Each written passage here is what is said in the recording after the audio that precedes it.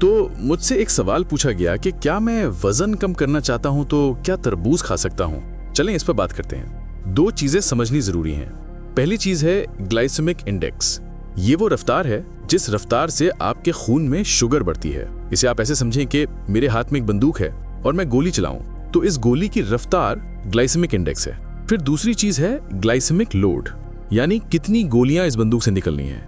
Glycaemic load का formula है glycaemic index को हजम होने वाले कार्बोहाइड्रेट से ज़रब देकर 100 से तकसीम करें तो ये एक अदद आपके पास आ जाता है। अगर ये 10 से कम हो तो इसे कम माना जाता है।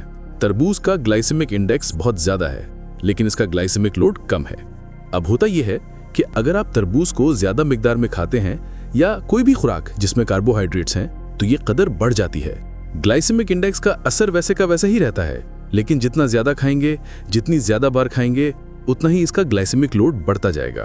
तो अगर आप सिर्फ थोड़ी सी मिकदार में लें और अपने दिन भर के नेट कार्बोहाइड्रेट्स के अंदर रहते हुए खाएं तो फिर ठीक है।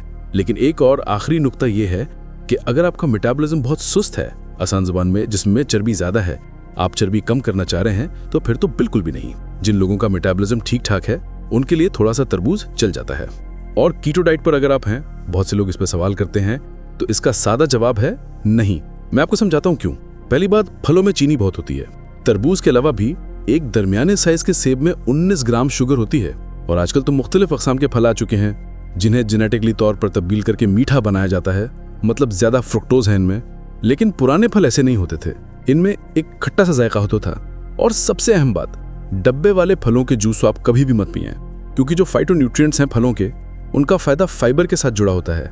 और जब इन्हें पकाया ना गया हो, कोई मसनवी चीज ना शामिल की गई हो, मतलब ताज़ा जूस, तो प्रोसेसिंग से ये फाइटोन्यूट्रिएंट्स भी खत्म हो जाते हैं। यानी जो चीज आपको असल में फायदा देती है वो खत्म हो जाती है।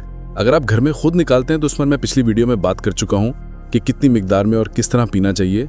मुख्तसरन अगर मैं आपको बताऊं तो डाइल्यूटेड फॉर्म में पानी के साथ मिक्स करके आप कम मीठे फल खास तौर पर गर्मियों में पी सकते हैं।